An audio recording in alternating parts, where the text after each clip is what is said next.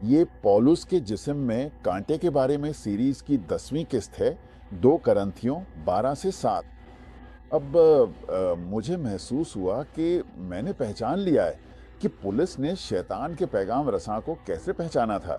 और मेरा ख्याल है कि हमें भी ये बात अपने ऊपर लागू करनी चाहिए। कम से कम मैं तो जानता हूँ कि मुझे खुद पर ये बात लागू करनी है ताकि मैं कुछ ज्यादा बसीरत वाला बन सकूं। अब मैं अक्सर पौलुस के खत के बारे में सोचता हूँ। पहला खत करंथियों के नाम बाब 11, जहां वो इशाए रब्बानी और उसे नालायक तौर पर लेने के बारे में बात करता है। और मैं खुदा पर ईमान रखता हूँ। आप चाहें तो हंस सकते हैं, लेकिन मेरा यकीन है कि मैं 120 साल तक जिंदा रहूंगा और कमजोर नहीं होऊंगा।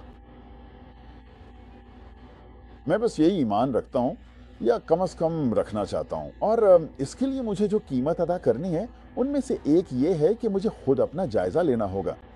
हाँ, क्योंकि अगर मैं ऐसा ना करूं तो बहुत से लोग कमजोर, बीमार और सो जाते हैं, यानी मर जाते हैं। मैं नहीं चाहता कि मैं मर जाऊं। मैंने आपको बताया था कि मैं जीना चाहता हूं।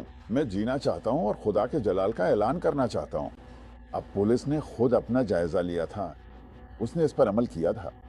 और जब उसने खुद अपना जायजा लिया, अपने रास्तों पर गौर किया, तो उसने अपने अंदर झांका और उसे बड़ी बसीरत मिली।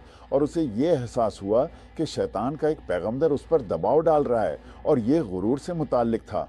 अब ये किसी भी चीज से मुताल्लिक हो सकता है। ये धोखाधड़ी हो सकती है, जैसे झूठ बोलना, ये बहुत सी चीजें हो सकती हैं।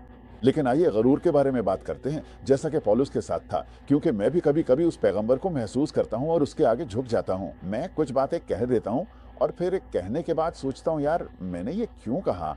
जैसे मैं क्या चाह रहा हूँ? क्या मैं खुद को बेहतर दिखाना चाहता हूँ या कुछ और?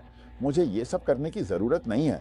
अब तो मुझे इसकी परवाह भी नहीं रही। देखें, मेरे 71 साल की उम्र में और 41 साल की उम्र में बहुत फ़र्क है।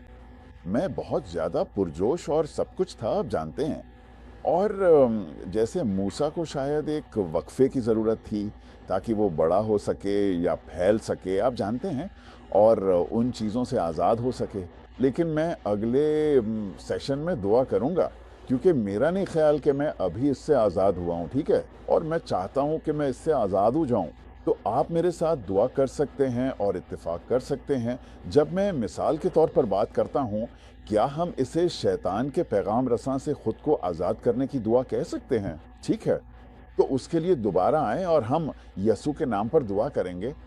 पहला करंथियों बाब 11 को अच्छी तरह देखें, जहां पौलुस बात करता है इशाए रब्बानी के बारे में, अपने आप का जायजा लेने के बारे में, ठीक है, ताकि हम दुनिया के साथ सजा ना पाएं। ठीक है, दोबारा आए।